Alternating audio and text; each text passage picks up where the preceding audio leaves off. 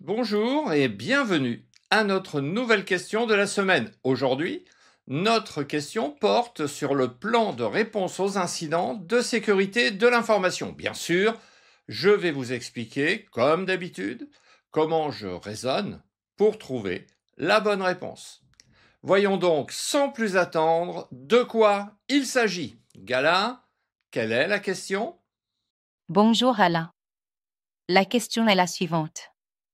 Lorsqu'une organisation subit une violation de données majeures impliquant des informations sensibles, tel devrait être le premier objectif d'un plan de réponse aux incidents bien conçu? Réponse 1. Assurer que toutes les preuves numériques soient collectées pour faciliter une enquête judiciaire.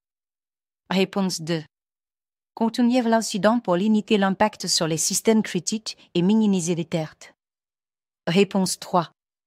Informer immédiatement les parties prenantes, internes et externes, pour respecter les obligations légales. Et enfin, réponse 4.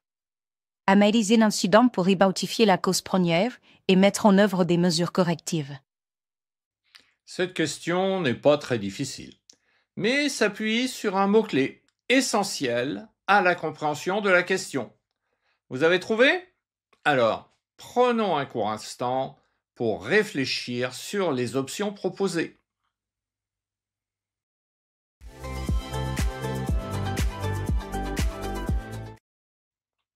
Vous avez pu identifier le mot-clé de cette question?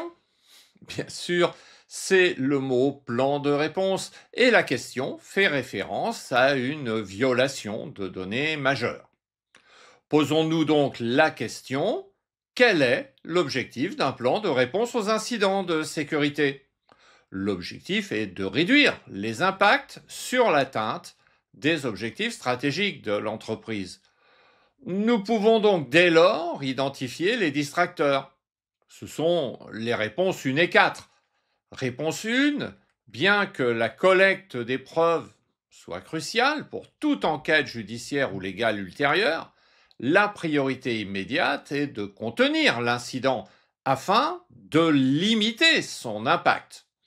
Une fois l'incident sous contrôle, la collecte de preuves peut être réalisée dans un cadre organisé. Cette réponse est donc incorrecte. Réponse 4. Bien que l'analyse des incidents et la mise en œuvre de mesures correctives soient importantes pour éviter les récidives, l'analyse ne vient qu'après que l'incident ait été contenu et les systèmes sécurisés. La gestion immédiate de l'incident est la priorité. Cette réponse est donc fausse. Il nous reste les réponses 2 et 3. Réponse 3. Bien qu'il soit essentiel de communiquer avec les parties prenantes pour respecter les obligations légales, cela ne devrait pas être la première étape. La priorité immédiate doit être la limitation des dégâts et la stabilisation de l'incident avant toute communication externe.